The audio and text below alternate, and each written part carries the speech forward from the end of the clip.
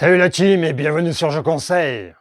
Cette fois-ci direction Manhattan, qui est devenue une ville-prison où se trouvent les plus dangereux criminels des États-Unis. Prêt? Allez, c'est parti! Et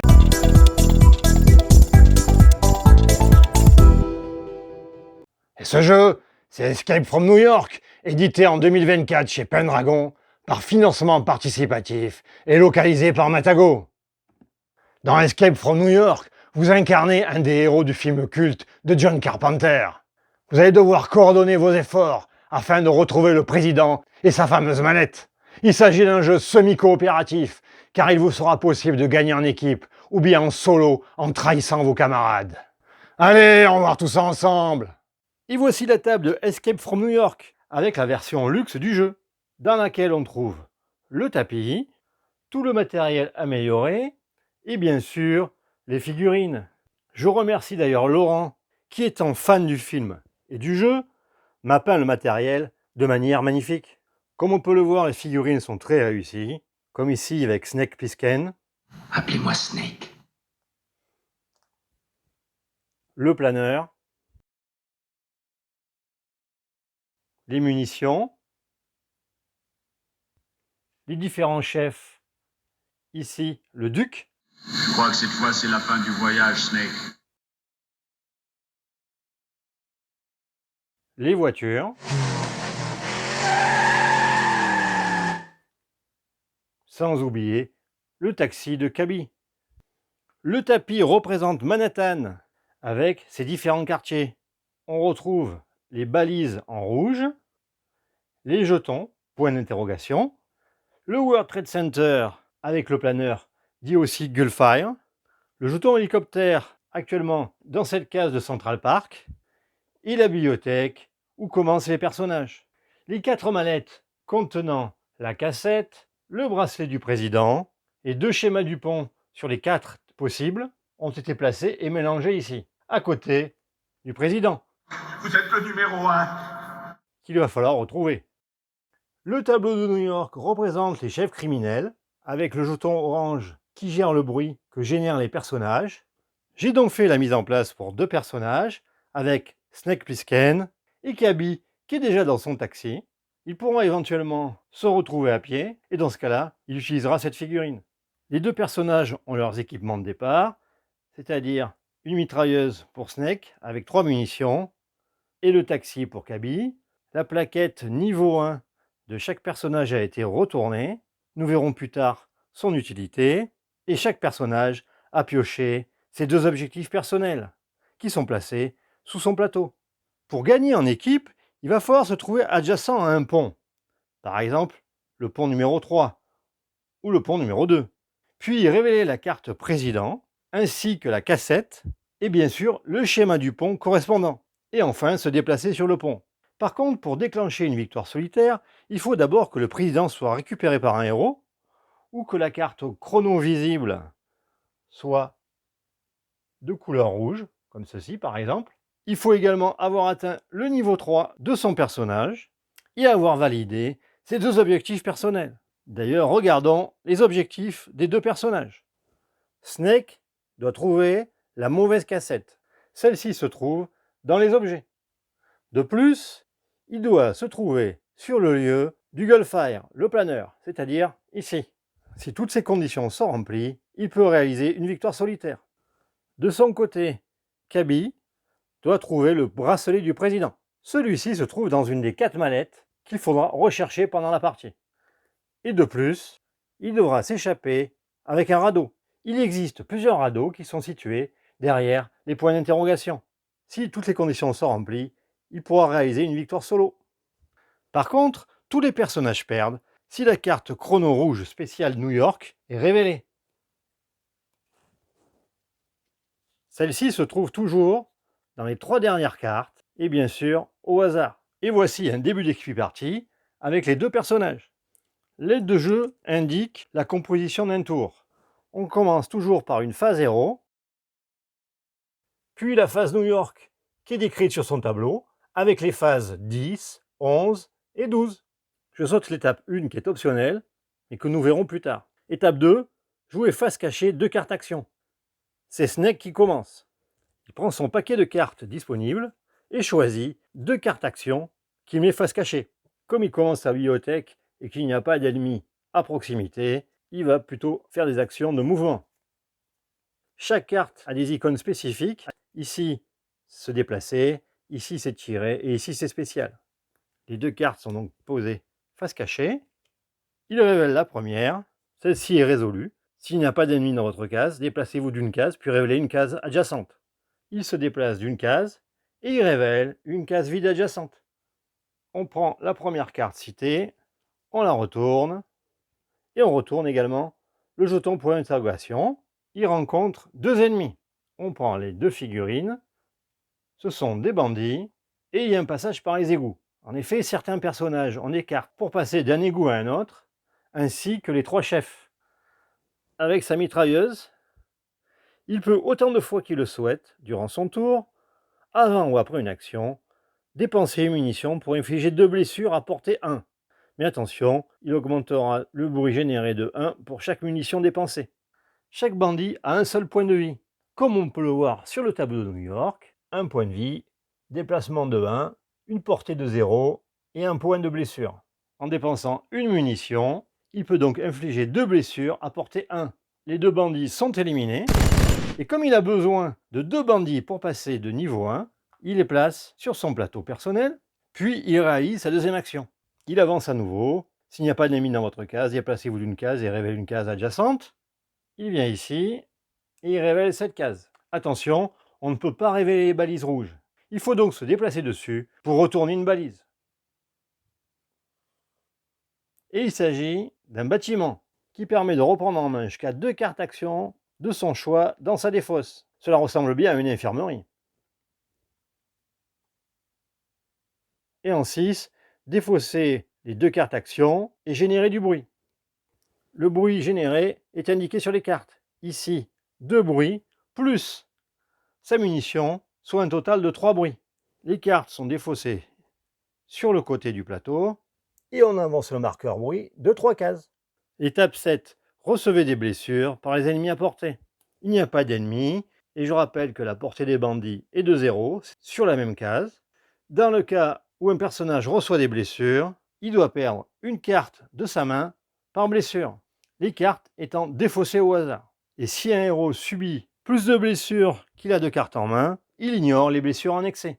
Ensuite, étape 8, le personnage peut s'améliorer. Snake a bien rempli les prérequis sur sa barre de niveau. Les 2 bandits sont donc replacés dans le stock, il défausse sa barre de niveau 1, et il fait les effets de son niveau. Choisissez une carte action spéciale et ajoutez-la à votre main. Puis il retourne la prochaine barre de niveau, qui lui demandera un objet et un bandit. Les cartes actions spéciales sont reconnaissables au symbole double flèche en bas à droite. Il en choisit donc une qui rajoute à sa main. Ce sera le sprint. Enfin, étape 9, activez un bâtiment dans votre case. Il n'est pas dans un bâtiment est représenté par une carte avec du texte, par exemple la bibliothèque ou l'infirmerie. Ici, pas de bâtiment, rien ne se passe. Et maintenant, c'est la phase de New York. D'abord, phase 10, on défausse la carte New York du dessus du paquet, que l'on place sur le côté, et on génère un bruit. Ensuite, étape 11, on paye le coût en bruit indiqué sur la nouvelle carte. 4 bruits, pour 4, on peut donc réaliser la carte. Si celle-ci coûtait plus, dans ce cas-là, elle était défaussée et on gagnait un bruit. Puis on sautait l'étape 11. Ici, on paye les 4 bruits et la carte est réalisée. Voilà le plan. Déplacez autant de cubes mission dans la case de droite que le niveau événement actuel. Le niveau d'événement actuel est de 1. On déplace donc un cube mission. Puis s'il n'y a plus de cube mission dans la case, on révélerait une tuile chrono. Et on remettrait tous les cubes mission dans la case de gauche. Donc on prend un cube mission que l'on passe à droite.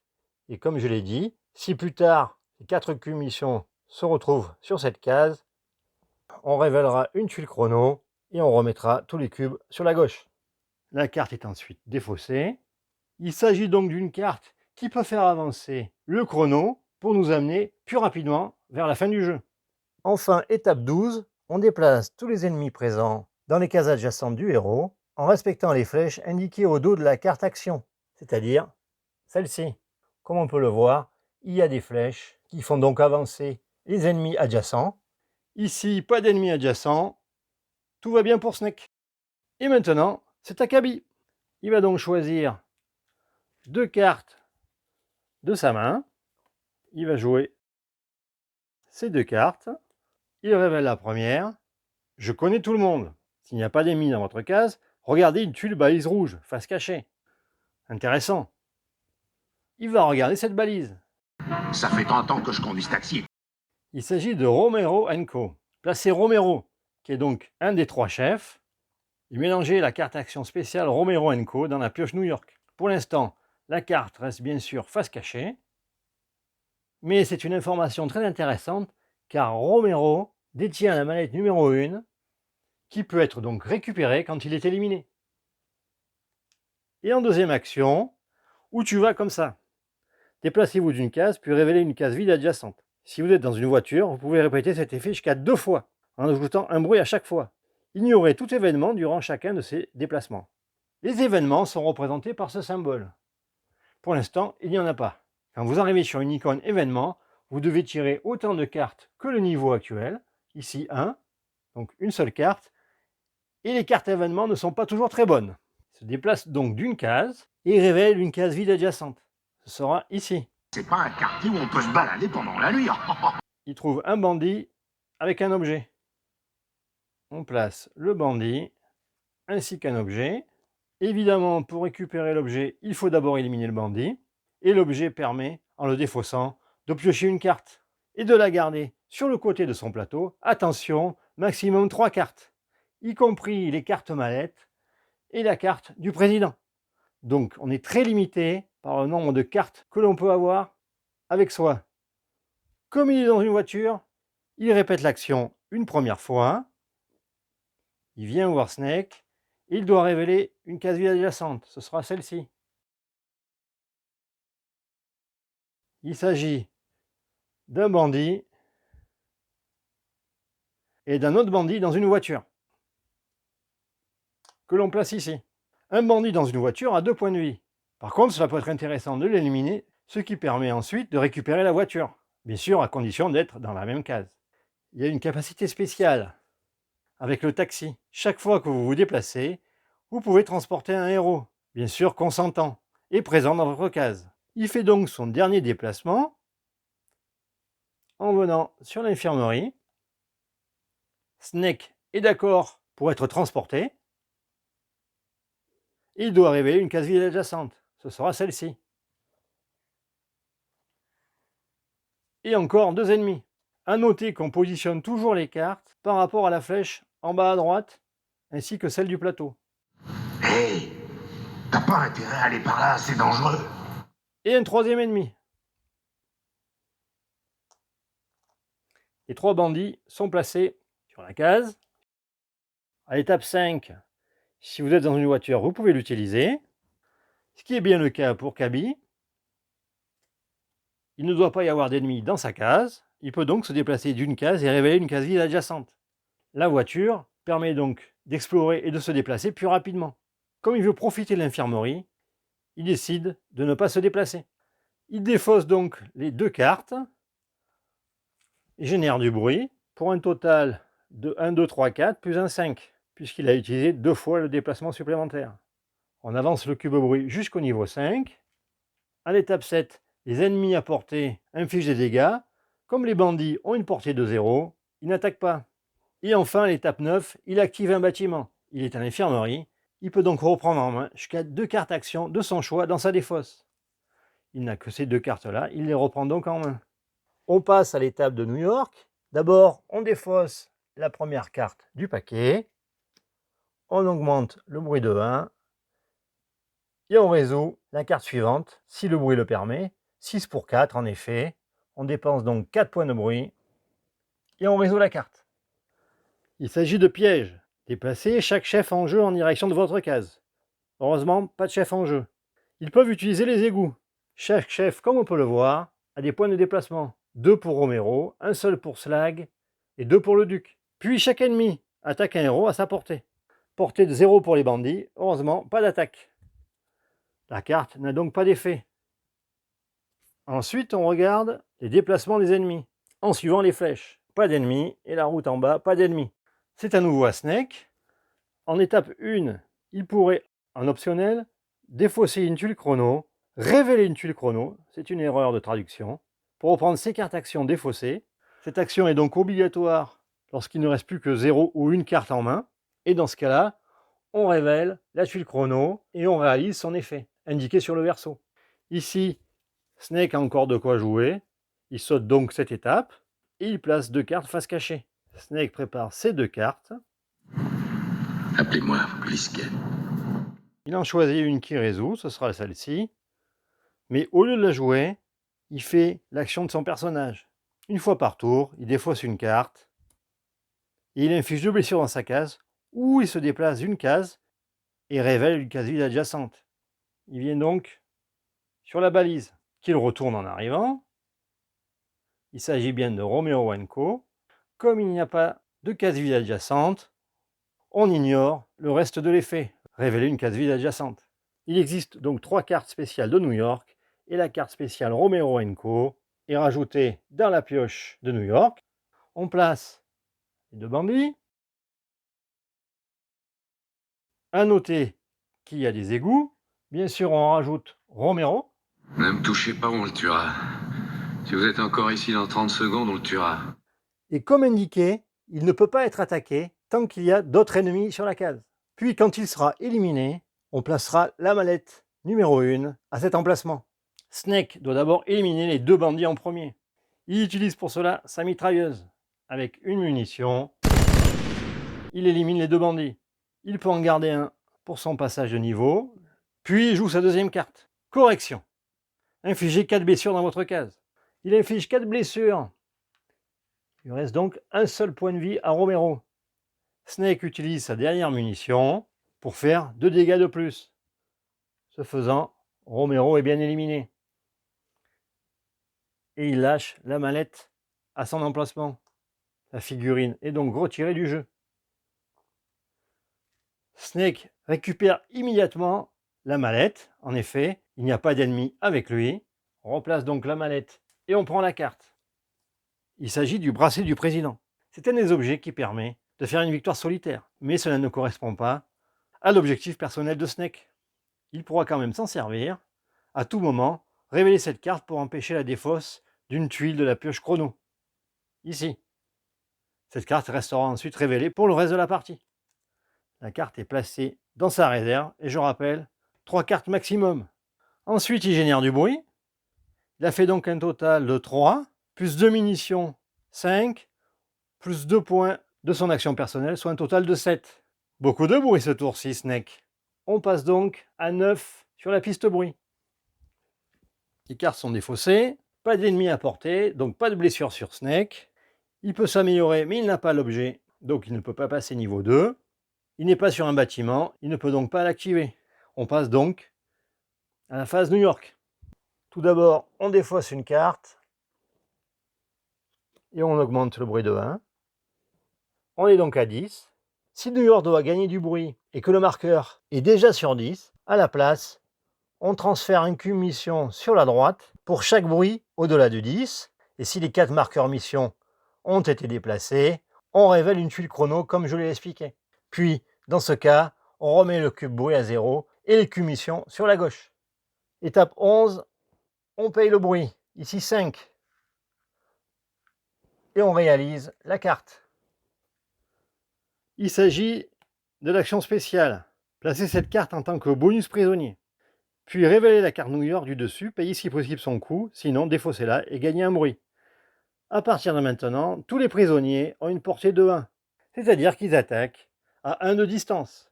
La carte est placée au-dessus du tableau New York. Celle-ci durera jusqu'à ce que la pioche New York soit terminée.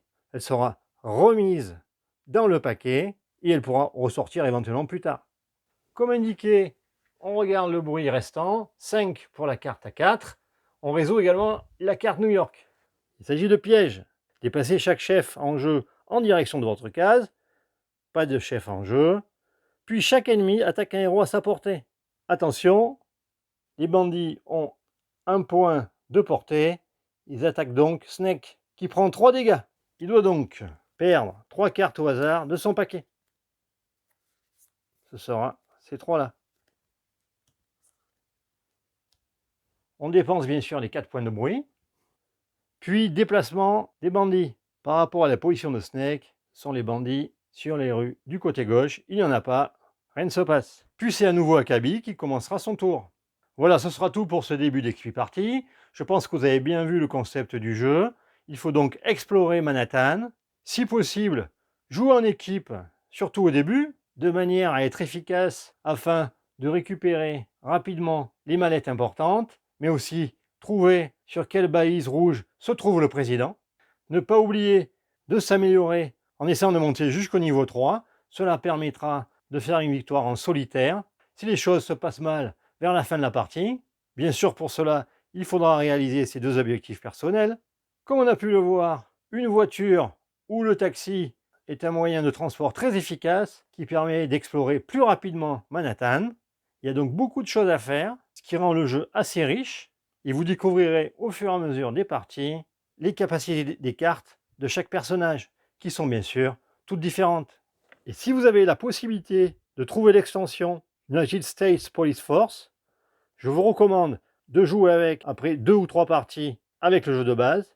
Elle augmente un petit peu la difficulté et apporte des actions de la police, mais aussi des contraintes de mission. De plus, vous rencontrerez Bob Hawke avec cette extension. Voilà, ce que j'apprécie dans Escape from New York, c'est bien sûr l'immersion dans l'univers du film, qui est très bien retranscrite, grâce notamment aux images sur les cartes, et aussi aux actions des héros dans le jeu. J'apprécie également la mécanique à base de cartes, qui demande une bonne gestion de sa main et de ses actions spéciales. Bien sûr, chaque partie est assez similaire côté objectif en équipe, mais le renouvellement se fait principalement avec les 4 personnages différents et sur les objectifs personnels. Et comme je l'ai dit, l'extension Force de Police apporte une touche de difficulté et de rejouabilité supplémentaire. Enfin, sachez qu'il existe également l'extension Bands of New York, qui permet de jouer les ennemis dans Manhattan. En résumé, Escape from New York est un jeu de niveau intermédiaire pour 1 à 4 personnes qui vous demandera 2 bonnes heures pour votre première partie. Idéal si vous aimez ce style de jeu et si vous êtes un cinéphile de ce type de film. Allez, je vous laisse, j'ai le président retrouvé, avec sa cassette. Et à bientôt sur Je Conseille. C'est le duc. Je connais le bruit de son moteur. Faut pas se trouver sur son chemin. Tout le monde le sait.